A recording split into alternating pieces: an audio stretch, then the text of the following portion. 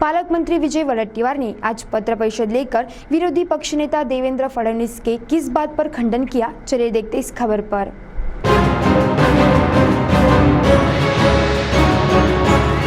Corona का संक्रमण इस समय देश और दुनिया में बड़ी तेजी से बढ़ रहा है और महाराष्ट्र राज्य में भी जो जिले सर्वप्रथम ग्रीन जोन के रूप में घोषित किए गए थे और वहीं जिलों में अब कोरोना के रुग्णों में बढ़त हुई है, जिसको लेकर राज्य सरकार अनेक प्रकार की उपाय योजना कर रही है कि आगे भविष्य में इस पर नियंत्रण हो। और वहीं चंद्रपुर जिले के पालक मंत्री ने आज पत्रकारों से बातचीत के दौरान कहा कि बीते दिनों विरोधी पक्ष के नेता देवेंद्र फडणवीस ने कहा था कि कोरोना के संक्रमण से लड़ने के लिए केंद्र सरकार की ओर से राज्य सरकार को विशेष निधि प्रदान की गई थी, मगर ये सारी बातें बेबुनियाद है।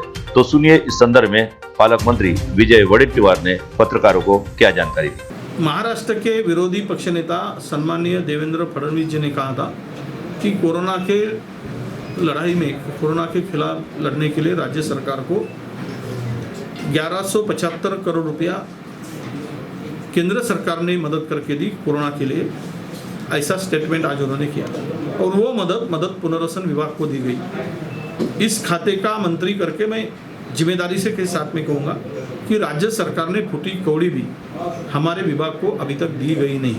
कोरोना के लिए राज्य सरकार ने 1611 करोड़ रुपए दिए, वो जो SDRM में दिया है वो पैसे 1611 करोड़, ये नियमित रूप से जो राज्य के डिजास्टर के लिए पैसे आते हैं, हर साल आते हैं, वो पैसे आए हैं। और इसमें से हमने राज्य सरकार ने इसमें से कितना खर्चा कहाँ करना, इसकी गाइडलाइंस भी केंद्र सरकार देती है।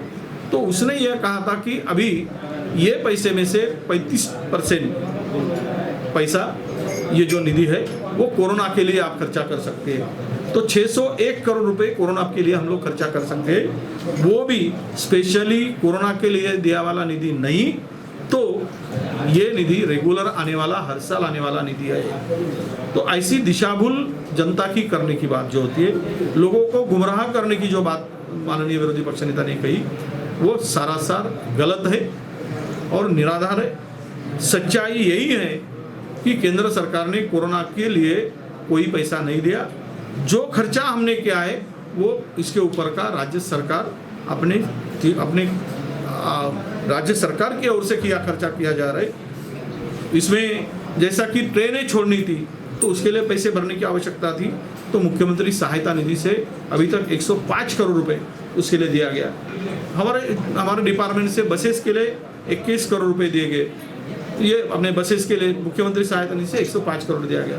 तो ये जो निधि खर्चा हो रहा है, जहाँ वेंटिलेटर की आवश्यकता है, नए लैब की कई जगह में आवश्यकता है, एक तो हम लोग इसमें डिजास्टर से पैसे देते हैं या राज्य सरकार अपने तिजोरी से पैसे देते हैं। अभी मुंबई में ये संकट बड़ा है, तो उसके लिए जो खर्चा कर रहा है वो म्युनिसिपल कॉर्पोरेशन कर रही है और राज्य सरकार कर रही है।